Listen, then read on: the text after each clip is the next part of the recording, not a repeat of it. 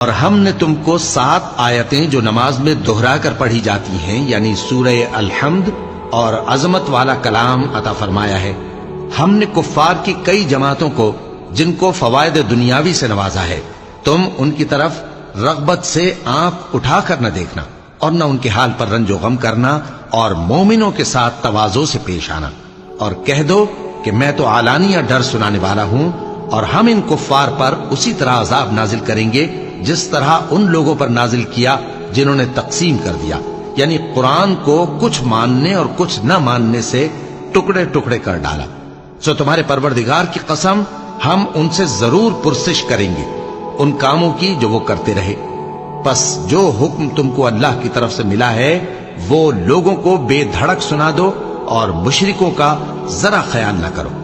ہم تمہیں ان لوگوں کے شر سے بچانے کے لیے کافی ہیں جو تم سے ہنسی کرتے ہیں۔